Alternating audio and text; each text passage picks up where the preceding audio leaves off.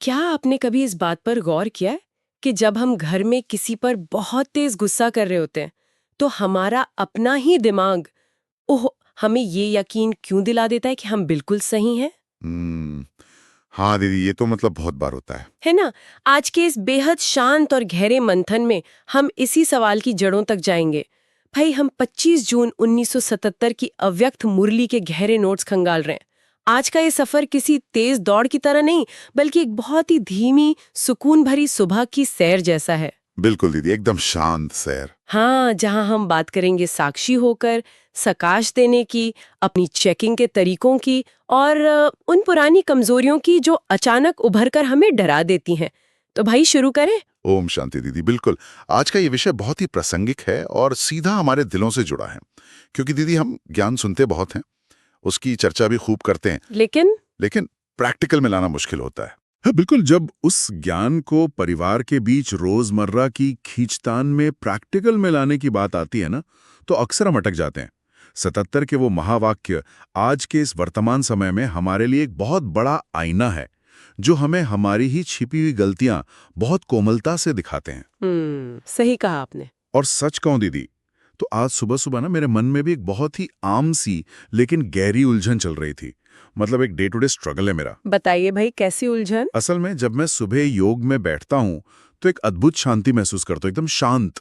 लेकिन जैसे ही मैं अपने कमरे से बाहर निकलता हूँ, परिवार का शोर शुरू हो जाता है। बिल्कुल दीदी। वो परिवार का शोर शराबा, बच्चों की जिद, जीवन साथी के साथ छोटी छोटी बातों पर होने वाली बहस, जैसे ही ये सब शुरू होता है तो मुझे लगता है कि मेरा सारा आध्यात्मिक ज्ञान जैसे कहीं कमजोर पड़ने लगा है। आह, वो जो सुबह की शांति थी ना, वो बस कुछ ही पलों में जैसे भाप बनकर उड़ जाती है दीदी। ये स्वाभाविक है भाई। मतलब ये एक ऐसा स्ट्रगल है जिससे हम सभी कभी न कभी गुजरते ही हैं। इसमें घबराने की बात नहीं है। हाँ दीदी, लेकिन उलझन सिर्फ शांति खोने की नहीं है। उलझन इस बात की है कि मैं उस अशांति को सही भी ठहराने लगता हूँ। अच्छा, कैसे? जैसे कल ही की बात ले लीजिए, घर में बच्चे किसी बात पर बहुत शोर मचा रहे थे। मुझे अचानक इतना तेज गुस्सा आया कि मैंने उन्हें बहुत बुरी तरह डांट दिया। माहौल एकदम भारी हो गया। फिर क्या हुआ? फिर मजे की बात देखिए दीदी, जब बाद में मैंने खुद को चेक किया तो मेरे अंदर से आवाज आई कि अरे, तुमने तो अनुशासन के लिए डांटा है, तुम तो घर के बड़े हो, तुम तो बिल्कुल सही हो, अगर डांटोगे नहीं तो घर कैसे चलेगा। मतलब मैंने अपने उस कड़वे गुस्से को अनुशासन का एक बहुत ही सुंदर सा नाम दे दिया। हाँ, यही वो जगह है भाई जहाँ बाबा ने मुस्कुराते हुए हमारी चेकिंग के तरीके पर सवाल उठाया है चेकिंग के तरीके पर। कि अगर हम अपनी चेकिंग अपनी उसी पुरानी साधारण बुद्धि से करेंगे, तो हम हमेशा अपने रॉन्ग को भी यानी अपनी गलतियों को भी राइट समझने लगेंगे। अच्छा, रॉन्ग को भी राइट। बिल्कुल। असली और यथार्थ चेकिंग तो केवल दिव्य बुद्धि यानी डिवाइन इंटेलेक्ट से ही हो सकती है। दीदी, ये साधारण बुद्धि और दिव्य बुद्धि के बीच का जो फर्क है, इसे हम प्रैक्टिकल लाइफ में कैसे समझे, मतलब डेली लाइफ में कैसे पता चले? इसे ऐसे समझो भाई, जैसे हमारे पास एक टूटा हुआ थर्मोमीटर है, द ब्रोकन थर्मोमीटर। टूटा हुआ थर्मामीटर मतलब? हाँ, कल्पना करो कि किसी इंसान को बहुत तेज बुखार है। उसका शरीर पूरी तरह से तप रहा है। उसे अंदर ही अंदर बहुत बेचैनी हो रही है।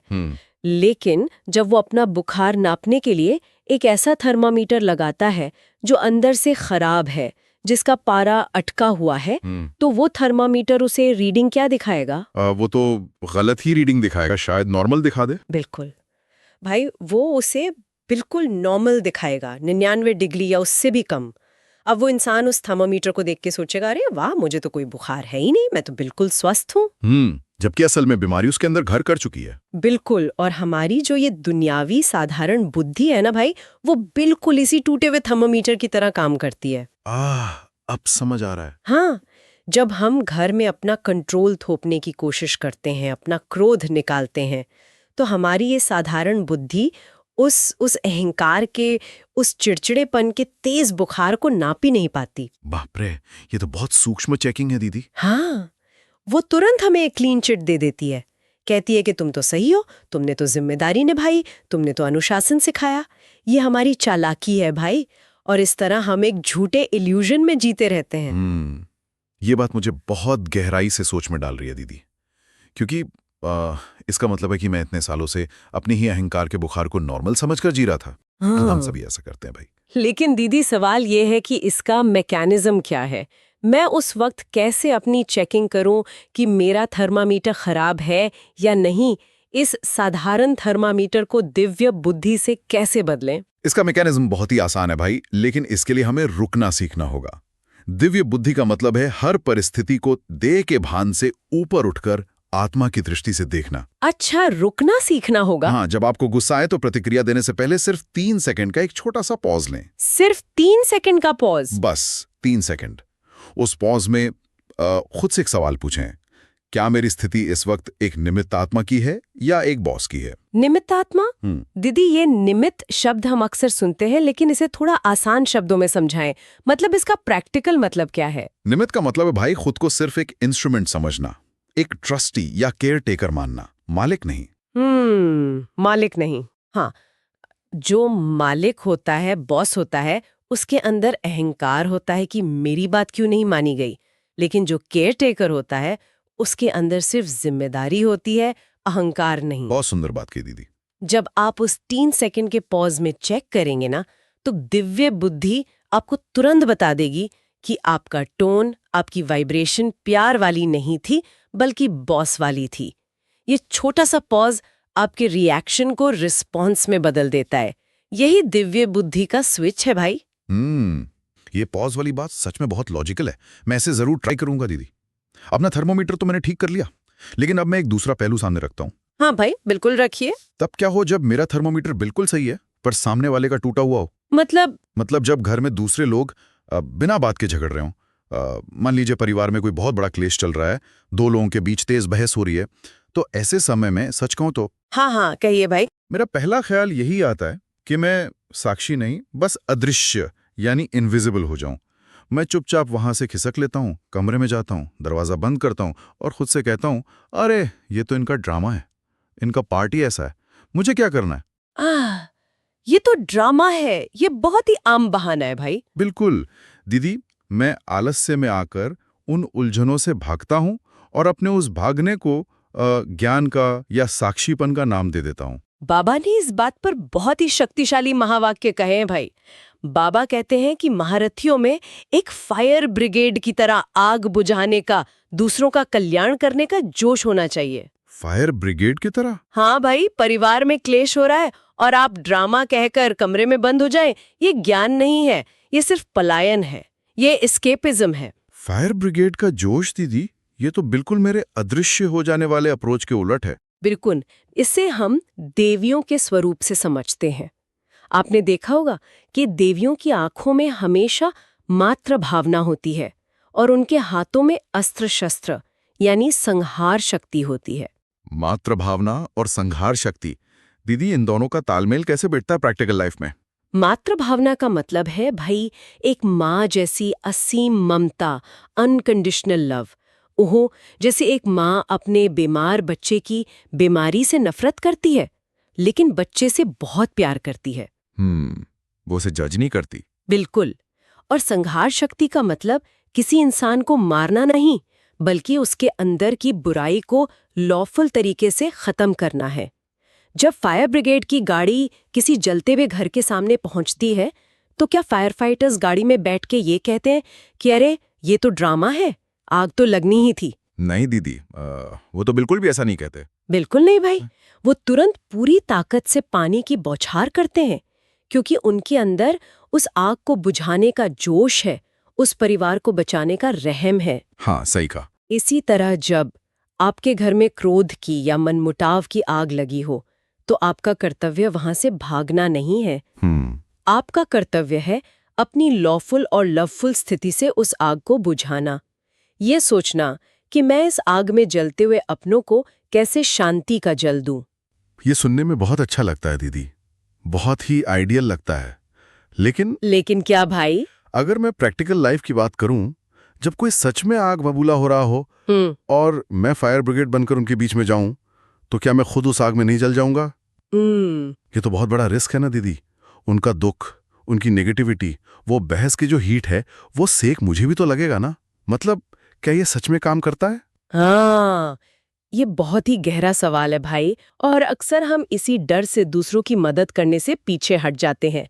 लेकिन बाबा ने इसका बहुत ही सुंदर उत्तर दिया है। क्या उत्तर दिया दीदी? बाबा कहते हैं कि अगर आपको परिस्थितियों का सेक यानी वो हीट महसूस हो रही है, तो इसका सीधा सा मतलब ये है कि आप मदद तो कर रहे हैं, लेकिन अपनी साक्षीपन की ऊंची सीट से नीचे उतरकर। ऊंची सीट से नीचे उतरकर। हाँ भाई, इसे हम स्विमिंग पूल के लाइफगार्ड के रूपक से समझते हैं। कम से कम कुछ पल के लिए उस दृश्य को अपनी आंखों के सामने लाएं। जी जी दी। कल्पना करें, एक बहुत बड़ा स्विमिंग पूल है और वहां किनारे पर एक बहुत ऊंची कुर्सी पर एक लाइफगार्ड बैठा है। The lifeguard at the pool. अब मान लीजिए पूल के अंदर कोई इंसान डूबने लगता है। वो घबराहट में हाथ पैर मार रहा है, पानी उछाल रहा है और मदद के लिए चिल्ला रहा है। हाँ, स्थिति बहुत पैनिक वाली है। बिल्कुल।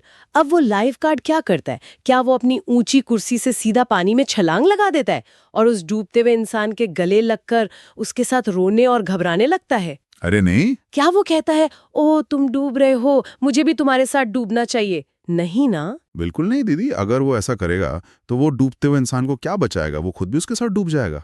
एग्जैक्टली भाई, लाइफगार्ड कभी भी उस डूबते हुए इंसान की घबराहट में, उसकी भावनाओं के पानी में खुद को मिक्स नहीं करता। वो अपनी ऊंची स्टेज पर, अपनी उस हाई सीट पर ही कायम रहता है। उसका मन बिल्कुल शांत होता है और वो वहीं से एक लाइफ रिंग, एक लाइफ जैकेट उस डूबते हुए इंसान की तरफ फेंकता है और उसे सुरक्षित बाहर निकाल लेता है। वाओ, ये एनालॉजी तो पूरी तस्वीर ही साफ कर देती है दीदी। मतलब एकदम क्लियर हो गया है ना। तो प्रैक्टिकल लाइफ में ये लाइफ रिंग फेंकना असल में क्या है? मैं घर के झगड़ों में ये कैसे करूं? प्रैक्टिकल लाइफ में इसी लाइफ रिंग को सशाकर्षित देना कहते हैं भाई। जब हमारे परिवार में किसी का झगड़ा हो, कोई बहुत नेगेटिव बोल रहा हो, तो समझ लीजिए कि वो असल में उस स्विमिंग पूल में डूब रहे हैं। वो अपनी कमजोरी के वश हैं। बिल्कुल। अगर आप उनके बीच जाके बहस करने लगेंगे या उन्हें शब्दों से समझाने की कोशिश करेंगे जब वो गुस्से में है, तो आप भी पानी में कूद गए और फिर मुझे भी सेक लगेगा। हाँ, आपको उनकी नेगेटिविटी का सेक लगेगा ही। लेकिन अगर आप अपनी आत्मिक स्थिति की उस लाइफगार्ड वाली ऊंची कुर्सी पर बैठे रहें, मतलब मेंटली एक कदम पीछे लूं। हाँ भाई, मेंटली एक कदम पीछे लें और उन्हें एक आत्मा के रूप में देखें जो दर्द में है, तो आपको वो सेक नहीं लगेगा।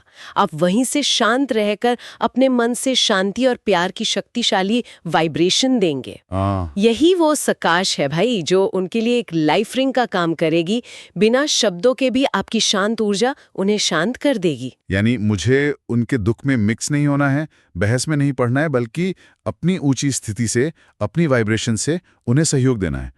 ये तो सच में पूरा नजरिया बदल देने वाली बात है दीदी। फरिश्ते की सीट को गहराई से अनुभव करने के लिए आइए हम कुछ पलों के लिए सब कुछ छोड़कर एक गहरे ध्यान में चलते हैं। जी दीदी, बिल्कुल। भाई आइए हमें अपनी उस ऊंची लाइफगार्ड की सीट पर बैठ जाएं, धीरे से अपनी आंखें बंद करें, अपने शरीर को बिल्कुल हल्का छोड़ दें। कल्पना करें कि नीचे आपके घर की वो अशांत लहरें बह रही हैं। वो मांगे, वो बहस, वो रोजमर्रा का तनाव, सब कुछ नीचे चल रहा है। हाँ। लेकिन आप उस पानी में नहीं हैं। आप बहुत बहुत ऊंचाई पर हैं, एक बेहद सुंदर क्रिस्टल क्लियर पहाड़ी की चोटी पर बैठे हैं। महसूस करें इस ऊंचाई पर हवा कितनी शांत है। आपको नीचे की कोई आंच, कोई घबराहट, कोई सेक महसूस नहीं हो रहा। एकदम शांत। आप एक फरिश्ता हैं, प्रकाश के एक देवदूत, डबल लाइट, यानी आपका मन भी हल्का है और आपका स्वरूप भी प्रकाश का है। यहाँ से बस नीचे की ओर देखें, उन आत्माओं को देखें जो लहरों से संघर्ष कर रही हैं। लेकिन आपके मन में कोई जजमेंट नहीं है, कोई ड्रामा का भाव नहीं है, बस एक असीम मातृतुल्य दया है, एक माँ जैसी करुणा। असीम करुणा। अब महसूस करें, आपके मस्तक से एक बहुत ही ठंडे सफेद प्रकाश की शक्तिशाली किरण निकल रही है। यह आपकी सकाश है। यह सफेद प्रकाश सीधे आपके घर में फैल रहा है, घर के हर कोने को ठंडी शांति से भर रहा है। हाँ दीदी। नीचे की लहरें उस सफेद प्रकाश को छूते ही शांत हो रही हैं, झगड़े पिघल रहे हैं और आप बिना खुद को डुबोए, बिना किसी घबराहट के उन्हें उस प्रकाश की लाइफ रिंग से बचा रहे हैं। आप सुरक्षित हैं और वो भी सुरक्षित हो रहे हैं। ओम शांति। ओम शांति दीदी। ये अनुभव इतना शांत और गहरा था कि मैं बता नहीं सकता। महसूस हो रहा था जैसे सच में मैं हर सेक से, हर ताप से बहुत दूर हूँ, एकदम सेफ। बहुत सुंदर भाई। लेकिन एक बात है दीदी। हाँ भाई, कहिए। लेकिन क्या? जैसे ही मैं इस गहरी शांति से वापस आता हूं या जब मैं अपनी दिनचर्या में वापस लौटता हूं ना, तो मुझे अपनी एक बहुत गहरी और डरावनी भेद्यता, वल्नरेबिलिटी महसूस होती है। डरावनी भेद्यता, वो कैसे भाई? सच कहूं दीदी, तो आज 2026 के इस समय में जब मैं ऐसी ध्यान में बैठता हूं तो मेरे अंदर एक अजीब सी हलचल भी होती है। कैसी हलचल भाई, खुलकर बताइए। दीदी, मुझे ये ऐसा लगता है जैसे दिवाली की सफाई हो रही हो। दिवाली की सफाई? हाँ, जैसे जब हम घर में सालों बाद कोई बहुत भारी सोफा अपनी जगह से हटाते हैं तो अचानक उस सोफे के नीचे से सारी छुपी हुई धूल, बहुत सारे जाले और कीड़े मकोड़े बाहर आ जाते हैं, जिन्हें देखकर एक पल के लिए बहुत घिन आती है कि बाप रे, मेरे घर में इतनी गंदगी थी। ये बहुत ही सटीक उदाहरण दिया आपने भाई। और बिल्कुल यही मेरे साथ ध्यान में होता है दीदी। वो चीजें, वो कमजोरियां जो मुझे लगता था कि मैं ज्ञान में आने के बाद बहुत पीछे छोड़ आया हूं। जैसे कि? जैसे मेरा पुराना गुस्सा, मेरी किसी से पुरानी ईर्ष्या या कोई बहुत गहरा डर, वो अचानक से बहुत भयानक रूप में मेरे सामने आके खड़े हो जाते हैं ध्यान के समय। या अचानक किसी पारिवारिक बातचीत में मेरे अंदर से वो पुराना छुपा हुआ संस्कार ऐसे बाहर आता है कि मैं खुद डर जाता हूं। मुझे लगने लगता है कि कहीं मैं ज्ञान में आगे बढ़ने की बजाय पीछे तो नहीं जा रहा हूं, कि मेरी सारी साधना बेकार हो गई दीदी। भाई, ये डर, ये घबराहट सिर्फ आपकी नहीं है, ये बहुतों के मन में है। लेकिन आपका ये सोफे के नीचे की धूल वाला उदाहरण बहुत ही खूबसूरत है। सच में दीदी? हाँ भाई, क्योंकि बाबा ने आज की मुरली में इस बात पर आपको डराया नहीं है, बल्कि बहुत सांत्वना दी है। सांत्वना दी है? लेकिन कैसे? देखिए, जब वो भारी सोफा हटता है और वो धूल और जाले बाहर आते हैं, तो क्या वो धूल नई होती है भाई? क्या वो अभी अभी बाहर से उड़कर आई है? वो नहीं दीदी, वो तो नई नहीं है, वो तो बस वहीं छिपी हुई थी सालों से। एग्जैक्टली, वो धूल नई नहीं है भाई। वो बस सोफे के भारीपन के नीचे अंधेरे में छिपी हुई थी, जो अब सफाई होने के कारण प्रकाश में आई है, सामने आई है। अच्छा, तो मतलब ये पुरानी ही गंदगी है? बिल्कुल।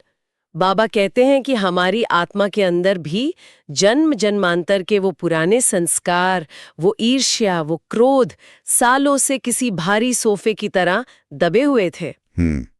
अब जब समय नजदीक आ रहा है, समाप्ति का समय करीब है, वो ज्ञान की शक्ति बढ़ रही है और आपके योग का प्रकाश उन गहरे कोनों तक पहुंच रहा है, तो वो सोफा सरक रहा है और वो पुरानी कमजोरियां बाहर निकल रही हैं।